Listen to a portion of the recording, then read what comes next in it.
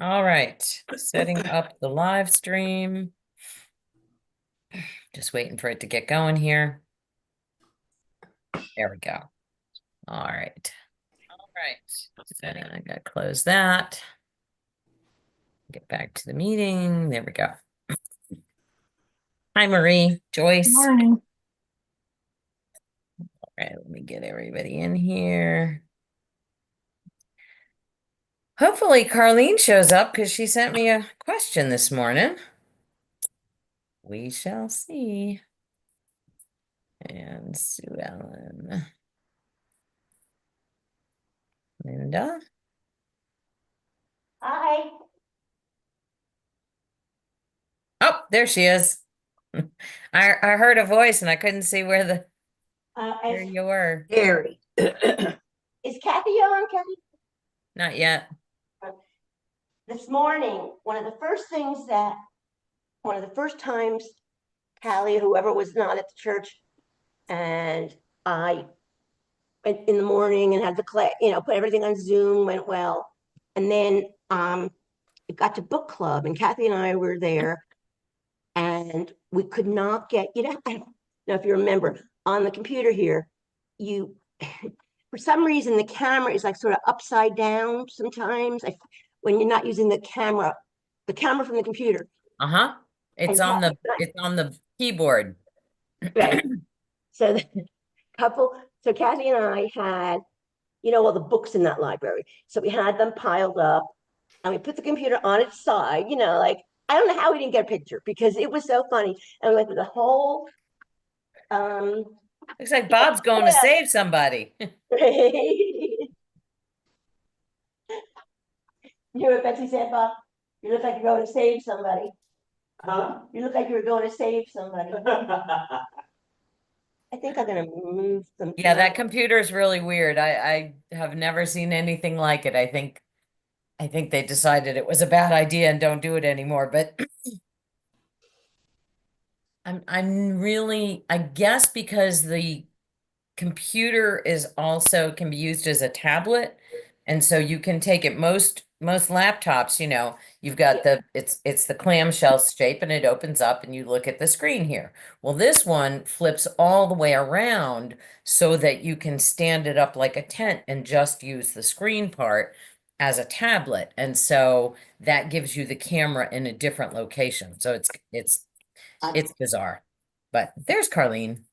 I just thought that was such a funny scenario. It took us forever to figure out how to make it work. I know.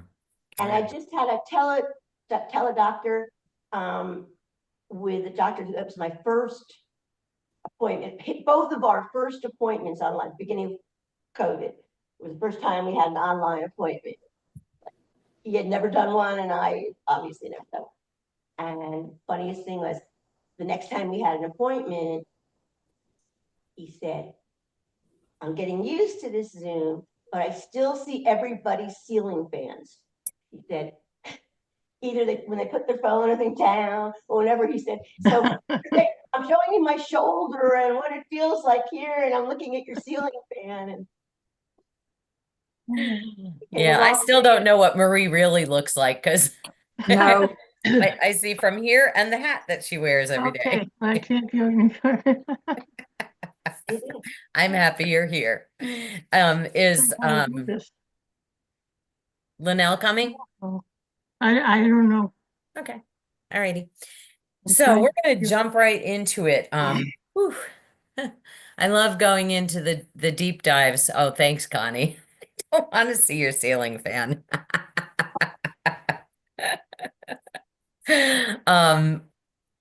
DeepSeek is what I started diving into. So I'm gonna look up that. And DeepSeek is the newest AI program. And has everybody heard of it? Yes, no, combination? No. Okay. So we're all familiar with AI right now in terms of that it's here, it's in our life, and this is what we're dealing with.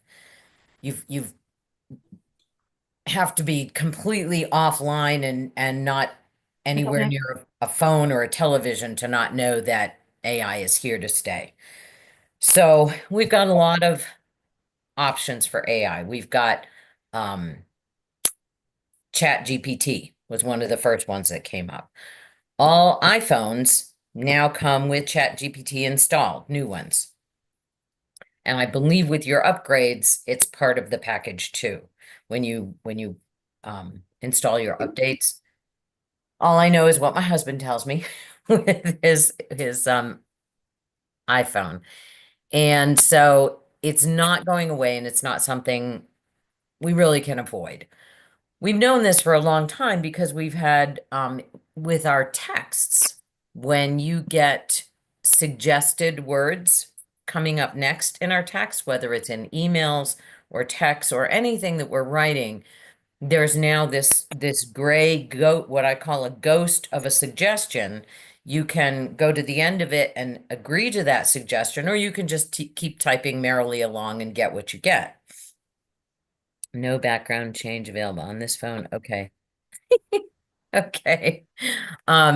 So it's what we have, and it's very, very helpful. It is. It just works for many, many reasons. A lot of us are still kind of thinking, well, I don't need that though. And there are times when you'll not even notice or recognize that it happened and it was useful. So that being said, we just have to kind of go with the flow and understanding. I think a lot about you guys throughout the week, and I think about how much I enjoy spending time with people who really understand technology. Because I'll be in another place locally with other people and I hear them complain about technology, and I interact with them in a way that requires me to jump in and help solve technology situation. And and it's astounding to me. I forget because I hang out with smart people every Wednesday morning. I forget how unsmart a lot of people are about this stuff. And I'm sure in your day-to-day life, you interact with people who don't know nearly as much as you do about technology and are honestly, I think coming from a fear factor of it, they're afraid to touch things, they're afraid to explore, they're afraid to try new things. And so I think that's where we are with AI, with artificial intelligence. And we are taking that next leap of being bold about it and understanding that it's not all bad. And yes, bad things happen, but bad things happen with everything. So if we can get our heads around that, then I think we can be more comfortable with it. All that being said, Deep Seek is a open AI model, and open meaning that it's constantly being added to information-wise. And just very briefly, to catch everybody up, AI happens because programmers have their computers look at all of the information in the world, basically. It just opens it up so that it takes all of the information and gathers it all up and sorts it in ways that computers and programs are so very good at, that we're not so good at, because it's just a very methodical, analytical thing. It takes the information and it puts it all in one thing and it says, okay, this goes in this box, this goes in this box, and now you can, as a user, come in and pick from a box by asking a question. It's really honestly kind of magical, and I kind of like how that is just wow. It's pretty wow, if you want to ask a question about anything at all, you'll get an answer, and it's going to be first generated by artificial intelligence. Then you can explore further, which is what you should do, because artificial intelligence is not perfect, like everything, and it has what's called hallucinations. Hallucinations are what are just like crazy things that have nothing to do with any kind of reality. And all AI developers say and acknowledge that there are going to be hallucinations, and be wary, buyer beware. and even though it's free, beware of the information you take. I spent about an hour reading through all of the privacy information and all of the user permission information on DeepSeek because I wanted to know every little bit of detail that it's putting forth to people to see whether or not it should be used. The biggest concern about DeepSeek is that it is developed in China, which can be worrisome. And it is acknowledged that DeepSeek is also and TikTok are working together, I guess is the best way to say it. If you remember a year and a half ago, 2 years ago, where Congress was going to ban TikTok, I don't know where we are with that, honestly, because then it came up again and it's like, okay, now we're not going to allow it to operate in this country. And then it all kind of got quiet about that. So it went away. It stopped for a day and then it came back, right? So, and you might say, well, TikTok has no relation to me because I don't use it, but so many young people use it, and young people are in this world with us, and and that's where many, many, many of them get their news from. So it does affect you. It's whether or not TikTok is here, and knowing that's where a lot of information young people are getting their ideas from. Terry. There's also a lot of times you get, besides that it's not my grandkids, but that I see something on Instagram or Facebook that you see in opening TikTok. It asks you if you want to go there. And I think once you've opened that or anything, I don't think it's a scam to get you to know because you're probably in it, it'll open that so that you do have access to, or you don't know that one time you signed up for put that, in there. I just had one other thing. I use Genesis because Can you hold that thought 1 second? Because I Yeah, want to remember that. Sue Ellen, help her remember she was going to talk about Genesis. So what Terry's saying is if you're in, and it doesn't even have to be there. I can be reading a news article and it will reference something that happened on TikTok and there'll be a link. And so you click on it and it'll take you to that video to which it's referring. It is not at that point in time signing you up for it. I just want to be clear about that. It's not signing you up. It's allowing you to look into it, which I find kind of honestly helpful because the reason I clicked on the link was I wanted to see what they were talking about. Morning, Amy. We're talking about TikTok and DeepSeek right now. And so many times, for instance, if someone sends you an article, hey, this is interesting, check this out, and you click the link, if it's an article from somewhere that requires a subscription and you don't have a subscription to that, you can't read it. You get to read the first paragraph. If the sender sends you a gift article, then you have full access to it. I'll just use two major newspapers, Washington Post and New York Times. They both have firewalls, paywalls that require that you are a subscriber or you can't see it, or the subscriber sends you a link that is a gift link, meaning you'll have access to that whole thing. Miami Herald too. Miami Herald. Okay. Really? Okay. Is that new or is that always? I found it recently. Okay. I thought in the that in the past past year. I've read it, but no, I think you're right. I think it's always been that way. So, kind of frustrating because don't send me an article if I can't read the whole thing.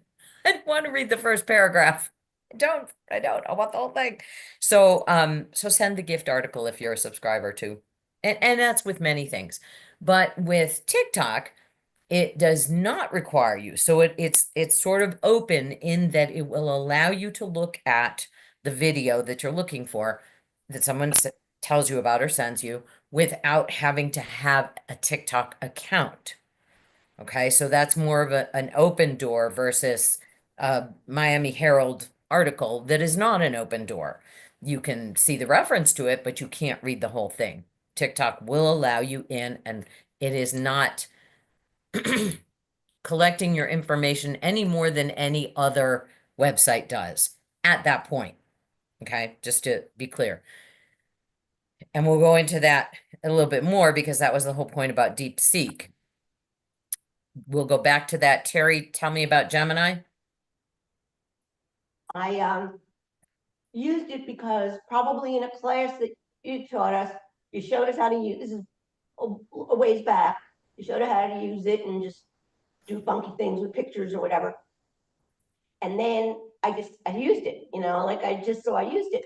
But I was noticing recently that, is there a way to tell it that you want it, like you could say, make it funny, or, make it a poem or something like that. But is there a way to say, make them speak like I speak, like not change the way I express things? Is like, I'm talking about, they change the words. In those particular models, it's interesting. That's really an interesting question. So let me say what I think you're saying. So, for instance, if we are doing a text, let's just take that. That's the simplest application of AI. When I'm typing out a text, it is automatically going to generate what it thinks I would say. And I've used the example of when I'm saying something in text and even in email, but more in text, it will use my expletives like awesome, wonderful, and fabulous. I use mimic my style. That's good, Joyce. And so that happens very fluidly. It just automatically throws in what I've said 100 times because it's uses my language model, right? Versus if you're using Gemini, you would want to say what style you want, and what Joyce said was mimic my style. You can choose. Do you want it a professional style? Do you want it a humorous style? Do you want it, casual? Mimic my style. I think to mimic your style, you would have to create an account and use it a lot because it has to learn your style, right? That's where it's going to pull your information from. In your texts or in your emails, you've already used it a million times, probably in a year. And so it's automatically learning your style and knowing your style. But going to Gemini and saying, use my style, use my voice, my voice or my style it would have had to have learned it. Does that make sense? Yeah. And so using it once, it won't have learned it. Artificial intelligence is all about learning. It learns how we want things to be done. So going back to DeepSeek and TikTok, having an account with anything, you automatically probably, and this isn't with just these two, this is with nearly everything we do digitally now. Having an account means that at some point in time you agreed to a whole bunch of things, privacy policy, almost always, and use. What's the term for it? The rights and waivers that you agree to in terms of using their product. This happens all the time. Oftentimes they do a checkbox now that says you have to check it to say, I agree to terms of use and privacy policy. We check the box and move on because we want it now. We didn't bother to spend the hour that I spent reading what does that mean with DeepSeek. What does that really mean? And really knowing what you're setting yourself up for. Also, not only does it let you figure out what you're setting yourself up for, but what are your rights within that? And so it was interesting to me looking at DeepSeek. It did give me opportunities for redress. I can contact them, and they gave me 2 ways to contact them, one through a chat bot and one through actual email to contest something that was happening with my account. To be clear, I did not set up an account. I read the privacy policy and the terms of use first, and Then after reading all of that, then went into some deep dives of what do other people say are the concerns about DeepSeek and whether or not I should do that. And I chose not to create an account. I chose that because it's coming from China. And yes, I have a TikTok account, but and rarely have a TikTok account, but I don't post anything. I am on my TikTok account, I'm watching what other people are doing. And by having an account, it allows me to save things and forward things to other people, but I'm not creating any content in TikTok. So the access to my personal information is somewhat limited because I'm not putting stuff out there. That being said, with absolutely everything that you have an account for, when you passed by those terms of use and said yes without reading them, you have agreed to data collection. 100% you have agreed to data collection. There are sometimes opportunities to limit data collection, and that's what I learned in reading through the DeepSeek stuff was it allows you in a whole variety of ways to delete some of your data, to limit use of your data. And so those are good things. And it sounded very very user friendly. It sounded like, oh, if I read all of this, I actually have some rights. And that my stuff is not being gathered for any nefarious reasons, and that they're very protective in terms of making sure that there was this huge, huge page about that you can't use it to scam anybody, hurt anybody. It had all the right answers for what you couldn't use their source of AI for in a way that would do harm or damage to anyone else, whether it was a company or a person. And I thought, well, that's nice. And then I kept going and got to the point of like, and all of our total paraphrase and all of everything we do is under the People's Republic of China laws. And I went, yeah, that's the clincher for me in the deal, because the People's Republic of China laws are that you have no privacy and you have no safety, that it all belongs to the state. And so I chose not to use DeepSeek. It is what it is. There are many people who are using it safely, I'm sure, or using it for things that aren't really going to matter a whole lot, but it is going to be collecting information from you. And so I'm not comfortable with that right now. Does everything collect information from me? Yes, it does. But under what laws? And that's my whole concern with DeepSeek. One of the articles that I'm going to share with you also, and I'll just go to it right now. I have like a million tabs open right now because I was so excited about sharing all this stuff with you. So let's see if I can find the right one. Is DeepSeek safe? Okay, yes, I went right to it. Isn't that great? All right, so this is from NordVPN, and VPNs are Virtual Protective Network, I think is what it stands for. That's my version of it. Is it safe? What to know? And this is talking all about it. This was a great article. And one of the things, there's your security risks, and how to use it safely. And I would say that any of this applies to any AI model. But here's the cool thing, alternatives. That's why I like this article the best. And this is the only one that I'm going to be sending you about this. And that is because it lists strengths, weaknesses, privacy, and so forth on ChatGPT, on Claude, on Mistral, Llama, and Perplexity. It's interesting to me, final verdict. So that's one that I highly recommend that you read because it's real simple and it explains what's going on. Let's see. What I thought was interesting in the alternatives list was it didn't list Pilot, which is Microsoft's one. It didn't list Gemini, which is Google's AI. It did list ChatGPT, which is the one that Apple is giving to everybody. But I thought it was interesting that it didn't list those two. So the two that I've been using a little bit.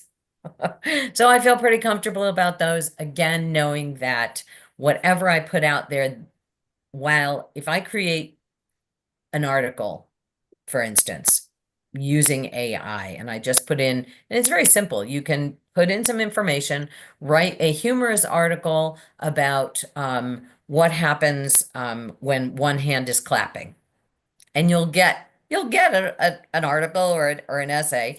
And when you do something like that, you are putting in input and it's giving you output, and the artificial intelligence model owns both at that point. Whatever you put in, it now owns and claims, because that's what it uses to educate and create more learning for its artificial intelligence model.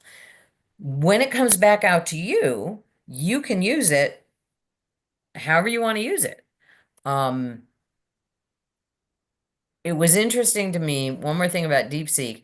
It said that a requirement for using its information and its product was that you must disclose that you're using artificial intelligence to write that thing. And I'm like, yeah, well, that's a good idea, so that people aren't faking. Now, how they know that that's happening or not is another whole thing, whether or not they're going to follow up on that. But I think that's a good thing, identifying that it is actually using artificial intelligence. Joyce. Taking that point and carrying it further, I'm going to bring it back to where you said people agree that they will not use it to harm others. I mean, just because you're agreeing, that doesn't mean that that's actually going to happen. Who is policing all of this? Exactly. According to, and like I said, the only model that I have in my brain right now is the DeepSeek. It says it's policing it. They're built into these programs. There is definitely restrictions, because when I was using Gemini to create pictures, I would say create a photorealistic picture. And this was the one Terry was referring to that we played around with a good bit. What was interesting to me was, for the longest time, and it was barred at the time, the Google AI, but now it's called Gemini, would not allow me to do people. It would, if I said specifically, like I was trying to do Uncle Sam, and I wanted to create, a scenario using Uncle Sam, and, it was just a fun thing. And I would get the message back from the chat bot, at this time, you cannot use people's faces that are specific people. So then I had to work around that and say, I want to create a photorealistic image of an older man with a beard and white hair wearing red, white, and blue attire with stars and stripes like the American flag. And so it would create something for me, but I couldn't say Uncle Sam. I couldn't say create a photorealistic image of Abraham Lincoln, a person, an actual person. It wouldn't do that. It would say, you cannot do that at this time. That was barred. I think and I kept getting the message, we're working on this in a way to create safety for it. So it does monitor, and it's built into the program where it's monitoring. That being said, the question then is, well, how is all this scamming junk happening? One, because obviously it's not perfect and there's going to be slippage through the cracks. Two, I think that there are, and I haven't explored it, so this is just what I think, that there are paid versions, right? So when we look at those videos of AI determining, is this a real thing or is this not? They're very, very good. Those are paid versions. The free versions are a whole different level. I think that with the paid versions, you have a lot more that you can do with it. in creating what you create. So I think that's the biggest difference, is it's different versions. What the average person has, because we're not going to invest a whole lot of money in this, most of us here in this room. But people who that's, their business, they're going to spend, for the real juiced up version so that they can use it to do whatever they're going to do. Sometimes it's for good, sometimes it's not for good. Good question. All right. We are now going to switch gears completely and talk about creating a signature for Medina. And maybe some of you want to do that as well. So what I'm going to do is I'm going to go back to sharing, and we are going to go to my inbox. All right, so we're going to do it from Google. If someone wants to do this and doesn't use Gmail, then we'll share your screen and we'll walk through it as well. But we'll just do the quick and easy right now. So we're talking about creating a signature from our email. So we're going to go to settings, and you can see my Gmail page here, right? Yes. Okay. Going to settings, we're going to go to all settings. So it's settings is the little cog wheel up here. And notice, just since we were talking about it, if I go right here, that little star right next to the cog wheel is Gemini. So it's like automatically built right in to help me. Anyway, we're going to go to see all settings. All right, now we are in the Gmail settings. We're going to scroll down all the way down. I believe signature is at the bottom. Here we go. Signature. All right, so it is at the end of all outgoing messages. Learn more. You can always click the learn more, and it's going to give you a little article about what it is. Creating a Gmail signature, and it will lead you right through the process. You can put up to 10,000 characters in your signature. That would be ridiculous. But here it is. It shows you everything about how to do that. Now, you can also have different signatures for emails. You can set up a signature default for new emails. You can choose a different one with each email you send. So that's interesting. If you don't want to say all the same thing, add a signature if you're using send as. So it goes into the whole detail of how this works. So know that that's always there. The other thing I did want to look at down here, using your address, accounts. Okay, that's good enough. All right, so we're not going to use that. We're just going to go right into it. So right now, I can say, I'm going to put in my address. Here's my name, edit my signature name. So this is naming what my signature is.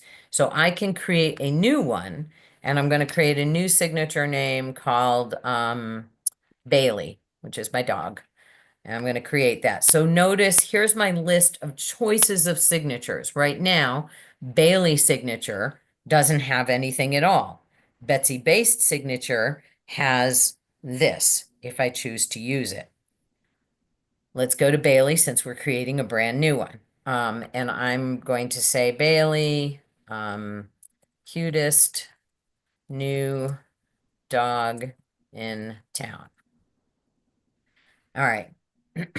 And I can choose what I'm going to use for my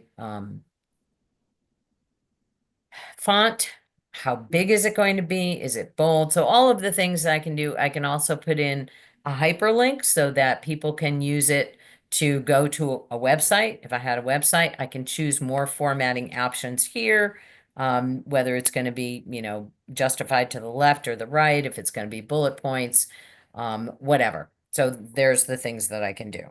All right, and so then it says signature defaults. Well, now the reason why you don't see my address every time you get an email from me is because I have chosen no signature. I can choose something different. For new emails, use. Now I can choose which one I want to use because I have two there.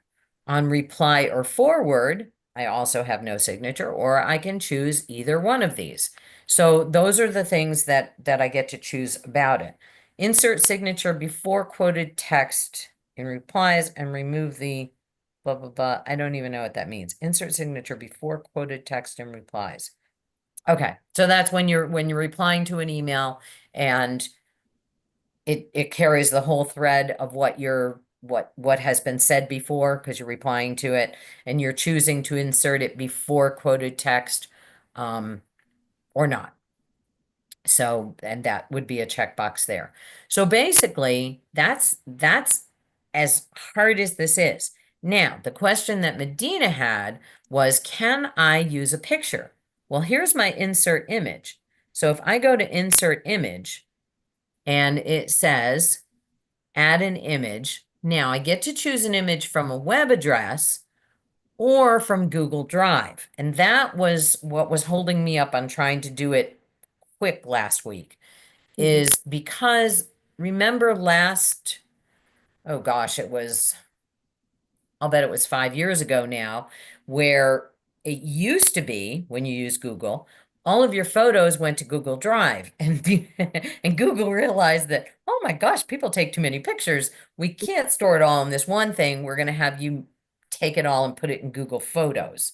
And so it just separated them. And so now any picture you take is not going into Google Drive automatically. It's in Google Photos. If you want to put something in Google Drive, you may have to physically do that. So how do you do that? Let's do it because it's been a million years since I've done that. So I am going to, first of all, I'm going to stop that. I'm going to open up Google Drive on my account, and then we'll get to it. All right, Google Drive. Now, this will be a challenge because I have not done this, and you know I love solving problems on the fly. So here we go. You don't see it. Not yet. It's Oh, coming. okay. Okay. All right. So this is my Google Drive for this account, my Great Heart Helping Hands for You. And in here, notice that it no longer has photos, right? So what I'm going to do is I am going to go to my computer and, in other words, my files in my computer, and I'm going to, can you see the pop-up? Can you see No. the window that popped up that says pictures? No. No, Okay. All right. So I have to stop the share and then start the share because Zoom doesn't like it when you open up multiple windows. All right. So what I did was, while you weren't looking, I went to my, now you can see it, right? It says pictures. Yes. yes. Okay. So I went to my file folder on my computer, on my PC, and I went to my pictures file and just clicked on it to open it. So I'm going to pick a picture, and there's a picture of me and Bailey here. So I'm going to pick the me and Bailey picture, and I am going to, let's see, it's already downloaded. So I've selected it. What I want to do is put it in Google Drive. Here's my challenge. Microsoft doesn't like to work with Google very much. It prefers that I use all Microsoft things. So what I'm going to do with this is I've selected it, and I'm going to go up here to share, and I'm going to see what will it allow me to share with. Now, I'm not sure if you can see the open. Did you see the box that opened? No. Okay. Basically what it did was it gave me choices on ways I can share it. I'm going to click sharing it through Gmail, and I'm going to type in a message. Here's Bailey. And I'm going to click send. So basically, in a nutshell, oh, it said shared it with me using Outlook. See, that's, I'm going to stop the share for a minute so I can get out of that window. So what I did was I went into my files that are on this particular computer that are specific to this computer. They're pictures that have been downloaded. I took that Bailey picture. I sent it to myself through email. because, like I said, Microsoft didn't show me an option to share it with Google Drive. Microsoft didn't want me to do anything googly. Notice in that list that I had, there was no Google anything. But my workaround that I have found, and there's probably other workarounds, but this is the fast and easy one, and I'm always in a hurry. So, good morning, Martin. Good morning. So what I did was I emailed it to myself because now it's going to be there and I can do something different with it. So we are going to, I'm going to open it. So we go right there first and see that it came. It did come. So now we'll share. Okay, so I'm going to go to my email. And it went to image from Betsy. So I'm going to open this email. Be careful with this message. It may be spoofed. Now I have to train Gmail that it is not spoofed. It is me. Now, when I hover over this picture, I have some options. I can download it. Well, it is already downloaded. That's where I got it from. But right here, I can add it to my drive. So that's what I'm going to do.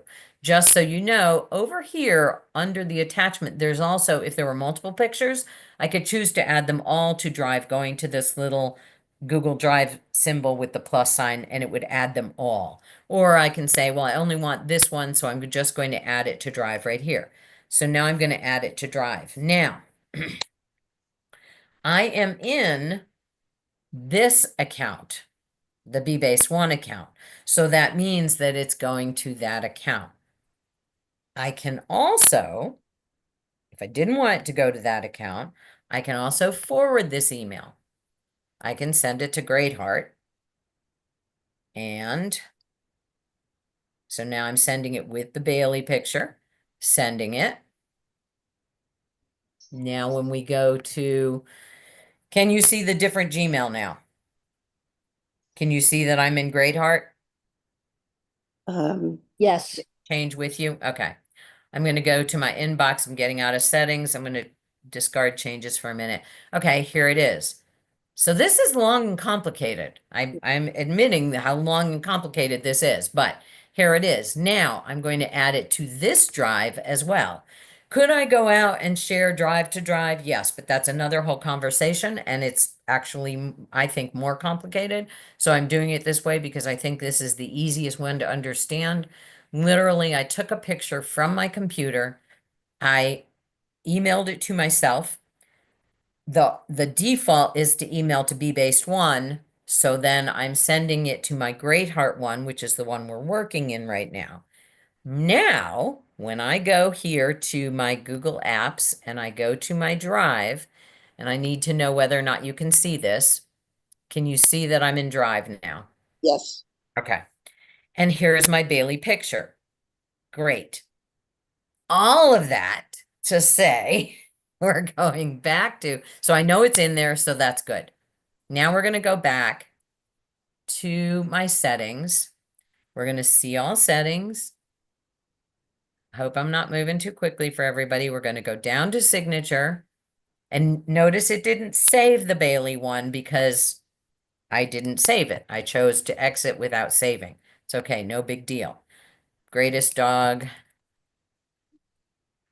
in town. All right, now that's my signature I'm creating for Bailey. Now I want to put in a picture. So I'm going to put my cursor down here. I'm going to put in a picture. It will now go to Google Drive, and there's the Bailey picture. So I'm selecting it.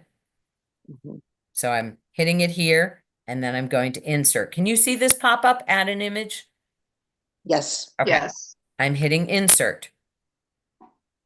Allow anyone to view. Yes. And there's the Bailey picture.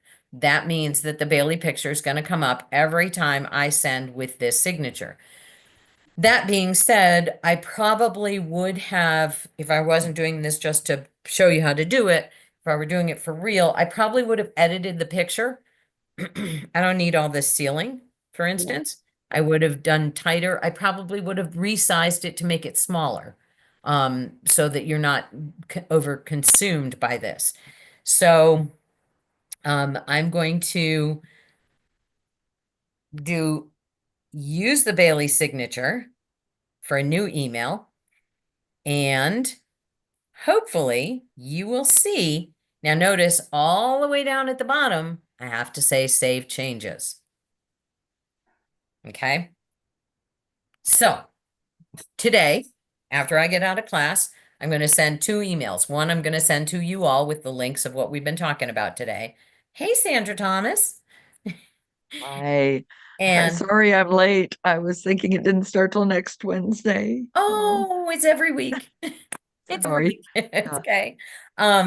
So there'll be a link. You'll get it. Sandra, I'm gonna need your email so that you get a link so that you see everything that you missed. Same thing with Wonderful. anybody that came in late. If you want to put it in the chat, if you can type How your do I email. do that? Okay. That the So little are chat you on a down. computer or a phone or a tablet? I'm on a computer.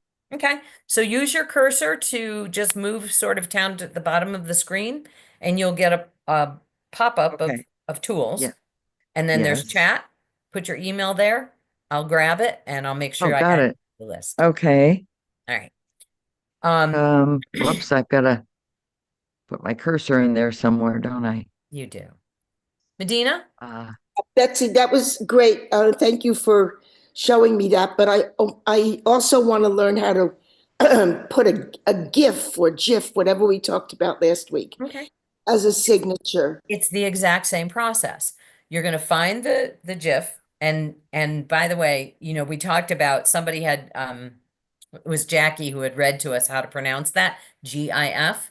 And I think you read the AI version. I went deeper, and it's Mhm. both. It is both ways because the guy who created it was, thank you, Sandy. The guy who created it said one way, but then anyway, it's long and complicated. Other than reading the AI version, go ahead and read the next versions because it's both. It's literally like tomato or tomato. You can say both. It doesn't matter. Anyway, so to do that, Medina, it's going to be the same process. You're Okay. going to find the gift that you want, Yeah. and you're going to save it in a location. All right, so you use Google Drive. I mean, you use Google, right, for your email? Yes. Yes. Yeah. So you're going to save it in your Google Drive. So you find it, you can download it, or you can send it to yourself in some way, email it, however you're going to get it to you so that you can put it in your Google Drive, and then the process will be the same. What Okay. I'm not sure of, because we haven't done this, is whether or not it's going to capture the movement of it. Yeah. Linda uses this really sweet Peanuts GIF with, is it Linus, Linda? I don't know, one of the Peanuts characters with a stack of books, and opening a book and then putting it down. It does move. Okay. And being a former I'm a librarian, librarian. I love that. And I wanted to find another kind of GIF that's it's book related and Yeah. add that to my signature. So it's all your fault, Linda. I love it. I love it. All right. So that explained that. If somebody wants to do this with a different email rather than Gmail, we can certainly explore it. I do want to, and what I would suggest is when you get your email from me today about today, tell me that you want it, and then I'll explore how to do it in your program.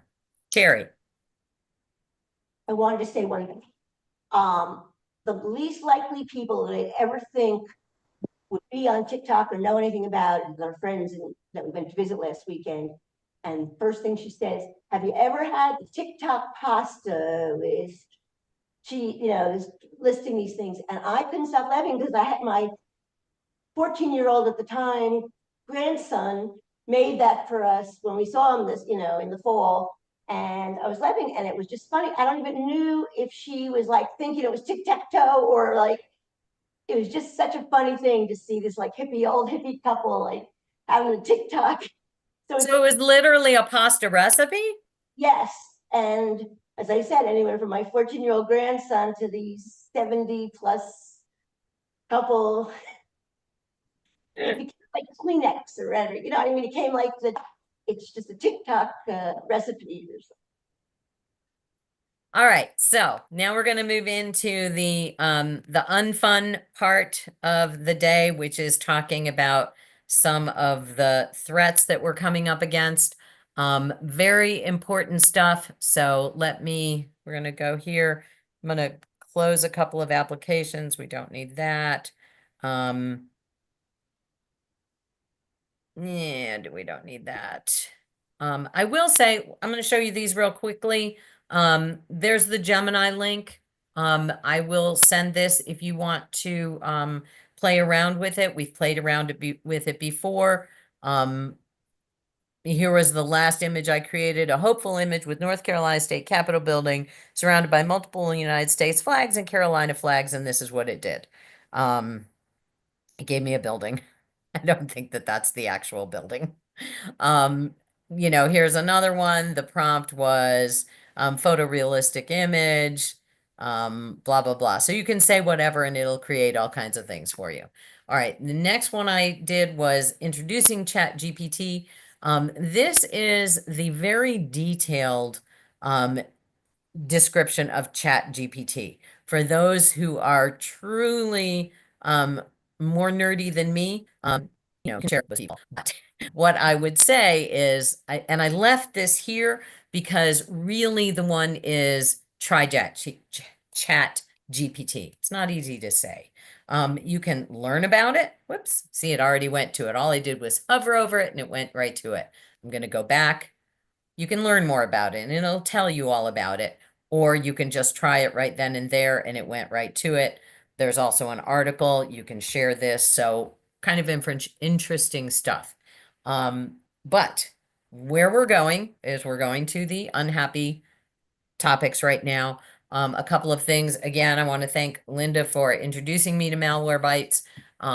Good stuff. And then also to Linnell, we're going to look at another one, how to stop companies from tracking you online.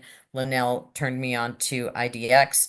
So this article that I'm just going to send you, we're not going to talk about it, but it is talking about some of the negative ways AI is used in phishing campaigns. FBI warnings about cyber criminals. It's not very long. It's a short little article about how to avoid AI phishing. And again, it's the things we say over and over and over again. Don't click on links or downloaded files from unexpected emails or text messages. When you get a message from somebody and, whether it's Amazon, your package is been delayed, or all kinds of crazy things. It always requires you to take an action, click here to resolve the issue. It's generally not an issue. And two, it's going to be, emergency. You must do this right now. So here's the things that you're going to want to use. Let me see, Carlene. Yeah, I'm driving, but I wanted to share with everybody about Apple actually sharing their AirPods with other devices, which I just learned last week when I went to Walmart to buy some earbuds for my current phone, my Samsung Galaxy. And a clerk said, well, you can use your AirPods for this phone. And he said, there's a button on the back of them that you can reset it. And I figured it out. So now I can take those earbuds I bought for $24 back. Oh, good. Good. Yeah. So, so you're talking about that. What do you mean by sharing with other devices? Well, Apple doesn't like to share. So this is their Apple earbuds, Right. Apple earbuds, AirPods. AirPods. But this phone is not an Apple product. But I can Bluetooth it anyway. You can. I can. You sure can. You sure can. I did not know that. Yeah, Bluetooth is yeah, Sandy, on your computer, just turn up your volume. There should be a speaker It's icon. It's in an key. Yep, it's on an F key, but you don't have to push the F to make it happen. I don't. You should be Mine- able to just, there's one that's a smaller sound and one that's a bigger sound. Yeah. Mine is F11, if that matters. But Well, you, mine, it's as loud as it'll go, and it's not very loud. does We're it hearing show, you. does it show 100% when you click that button? Let's see. Where do I look for the 100%? So when you touch that button, it should do a pop-up on the screen that shows you what percentage you're at. Like right now, I'm at 72. Okay, secured. Oh, that's about Wi-Fi. I think I clicked the wrong. It's a little. It's a little speaker looking thing, right? On your F buttons. Oh, wait, the mixer that popped up, that doesn't help me get it any louder either. Did you hit F when you did it? No, Okay. this one over here. No, I didn't. Okay. So when you hit the speaker Oh, it's button, even softer. Oh, wait a minute. Okay, turn that up a little bit. Go ahead. I'm sorry. okay. All right. Yep. You should be able to adjust it to as loud as you need right there. Okay, it's better now. Okay, good. All right. Thank you. Let's go back to share. And like I said, you can listen to all of this later on, when I send you the link. All right. So, don't enter personal information on a website unless you know it's legitimate. Use a password manager. Monitor your accounts for signs of unauthorized access. Verify security alerts by visiting your Google account page directly. So always when someone sends us something, we disregard what they send us and we go directly to the source by entering it ourselves rather than using their links. That's really the only way to keep you safe from those links that they're sending you. Use multi-factor authentication and make sure that you always have updated software. Download all of your updates automatically all the time. That's just what we do. And if you are still avoiding using password managers and complicated passwords, I'm going to say at this point in time, Sandy accepted because she's just came into class, but everybody else, you're your own worst enemy. All right. And I'm sure nobody is doing that now. All right, we talked about the NordVPN. All right, here is Malwarebytes article about DeepSeek. This is where I was talking about they're using data with TikTok. So there's the rest of it. And TikTok is also a Chinese company. All right, now here's a disturbing one about Google Mail, digital fingerprinting of its users. So there's this whole thing about Google and cookies, and Google's been saying it's going to phase out of cookies. We'll talk about this in a little bit, but here's an article about the whole thing of what you can do. Basically, what it says is the same old thing. Make sure you've got updates. You can disable JavaScript, which I haven't tried that yet. But switching browsers that provides built-in features to resist fingerprinting, or you can use anti-fingerprinting tools in the form of browser extensions. We're going to talk about that for a minute. There are problems with extensions. I have some issues with extensions because they can be cumbersome. They can slow down what you're doing. They can be from bad actors. So some are very, very good. Some are not good and annoying or just malicious. And so I'm wary about that advice. You have to really know where your extension is coming from and what its purpose is to do that. Using different browsers. Yes, you can absolutely use different browsers. I am not 100% convinced that any of the browsers that are going to be any more safe than any others. Yes, there are different security features and less tracking. You can also shut down cookies yourself when you're going to your any website and it pops up, we use cookies. Go and take the time to opt out of all of the cookies. Say no. The other thing that you can do is in your settings on your browser, you can also shut down how you are tracked that way. Joyce, Okay, let's do vocabulary.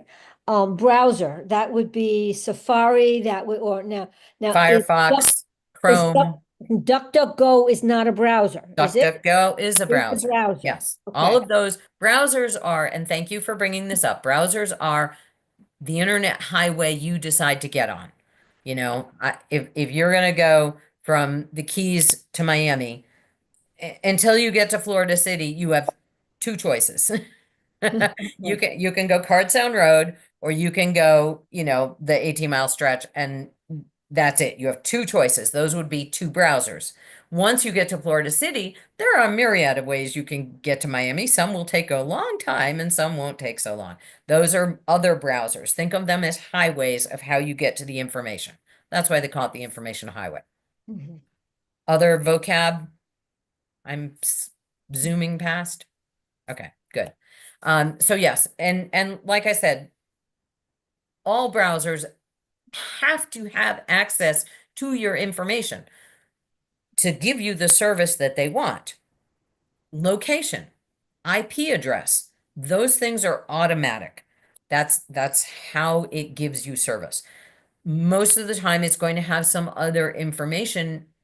It's based on what you say. You know, you can have it set so that you're not going to have any information collected from you, and that's going to be in your browser. And that's going to be a little bit annoying because that means it won't keep your history. Or you can clear your history every time. You can have it set so that your history disappears every time you get off.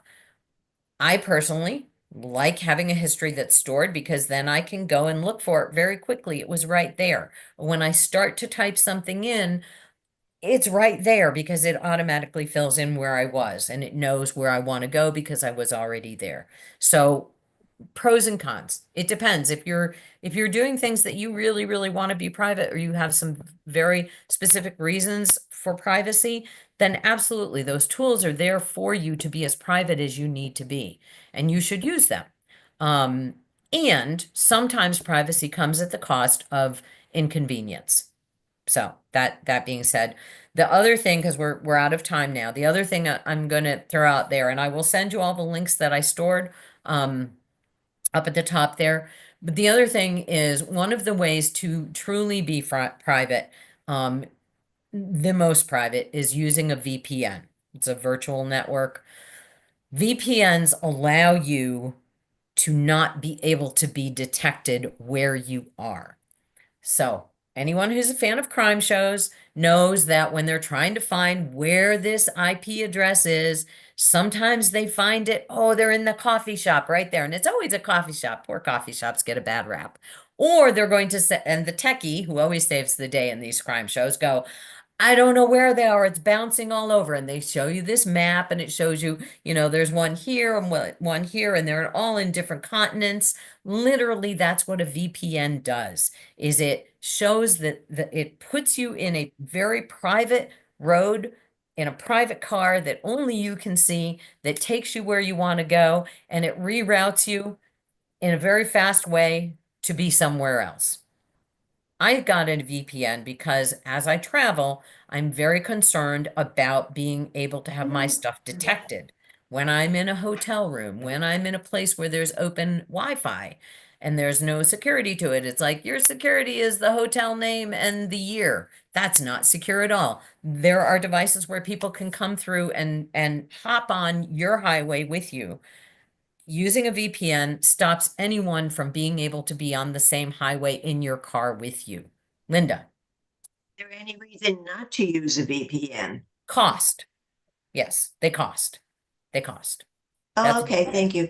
That's a great question. If you have a virus protection, which you should, most virus protections will give you some VPN access with minimal cost. They're honestly not that expensive. And for me to keep my security at a fairly high level, when I'm out and about, that's what I do is I use a VPN, and I can't quote you the price right now. I want to say it's maybe like $10 a month, maybe. I'll come back with that information. But I use something called Private Internet Access VPN, PIA.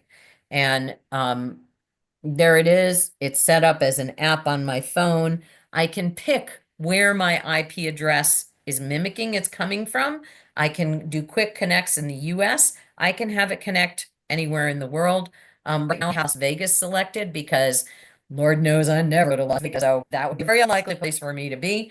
To turn it on my phone, all I have to do is push the little button. Now it's green and it is connected, and it says I'm in Las Vegas. Anything that I do from my phone, people think this is coming from a Las Vegas address.